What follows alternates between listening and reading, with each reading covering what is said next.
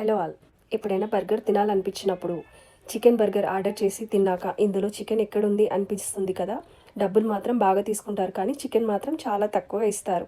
ఈరోజు బయట దొరికేదానికంటే టేస్టీగా జ్యూసీగా ఉండే చికెన్ బర్గర్ని ఇంట్లోనే ఈజీగా తయారు చేసుకుందాం.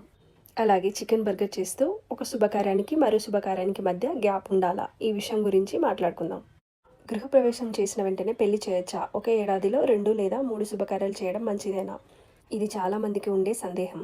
మేము ఇల్లు కట్టుకున్నాం, గృహప్రవేశం చేశాం, ఇప్పుడు అబ్బాయికి లేదా అమ్మాయికి పెళ్లి చేయాలనుకుంటున్నాం, వెంటనే చేయవచ్చా లేక కొంతకాలం ఆగాల? ఇక్కడ ఒక విషయం గుర్తుంచుకోవాలి, అన్ని శుభకార్యాలు ఒకేలా ఉండవు. ఏ శుభకార్యం చేశామో ఆ శుభకార్యంలో నాంది ఉంటుందా లేదా అనేది ముఖ్యమైన విషయం. అసలు ఈ నాంది అంటే ఏమిటి ముందుగా తెలుసుకుందాం. వివాహం వంటి శుభకార్యాల్లో మన పితృదేవతలను ఆవాహన చేసి వారి ఆశీర్వాదాలను కోరే పవిత్రమైన కార్యక్రమమే నాంది.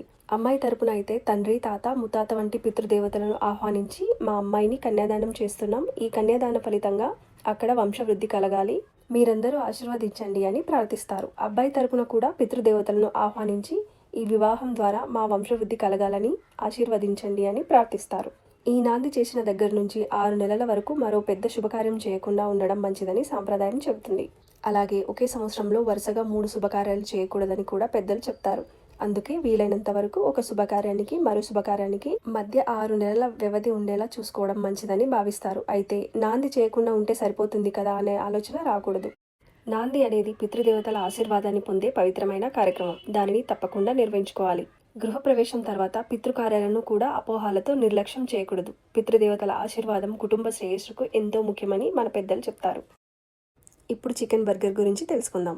చికెన్ కీమాను బాగా కడుక్కొని 1 స్పూన్ పెరుగు, 1 స్పూన్ చిల్లీ సాస్, 1 స్పూన్ అల్లం వెల్లుల్లి పేస్ట్, అర నిమ్మకాయ రసం, చికెన్ మసాలా, తగినంత కారం పొడి, తగినంత ఉప్పు, 2 spoon soya sauce, 1 spoon chilli sauce వేసి మ్యారినేట్ చేసుకోవాలి 15 మినిట్స్. ఇప్పుడు స్టవ్ మీద కడాయి పెట్టి కొద్దిగా నూనె వేసి మ్యారినేట్ చేసిన చికెన్ కీమాను బాగా ఉడికించుకోవాలి. చికెన్ ఉడికేలోపు ఒక విషయం చెప్తాను.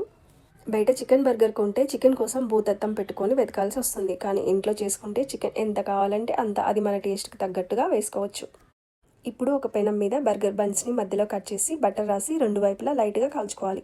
బన్ మీద మనకు నచ్చిన మయోనీస్ లేదా నచ్చిన సాస్ రాసుకొని దానికి మనం సిద్ధం చేసుకున్న జ్యూసీ చికెన్ కీమాను ఎక్కువగా పెట్టుకొని ఆ తర్వాత ఒక చీజ్ స్లైస్ వేసి పైన ఇంకో బన్తో మూసేయాలి. అంతే, వేడివేడి full loaded home made chicken burger ready అవుతుంది. ఒక్కసారి బర్గర్ ఇంట్లో చేసుకొని తింటే బయట 200 ఇచ్చి బర్గర్ కొనాలంటే 2 సార్లు ఆలోచిస్తారు. సో ఈరోజు మనం తెలుసుకున్న విషయం ఏంటంటే, ఒక శుభకార్యానికి మరో శుభకార్యానికి మధ్య వీలైనంత వరకు 6 నెలల వ్యవధి ఉండేలా చూసుకోవడం మంచిదని సంప్రదాయం చెబుతుంది.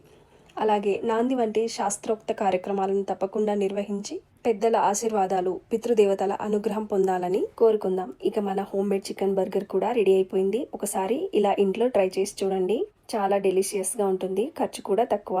మళ్ళీ మరో మంచి రెసిపీతో, మరో యూస్ఫుల్ కంటెంట్తో కలుద్దాం. Cook fine shine divine. Thanks for watching.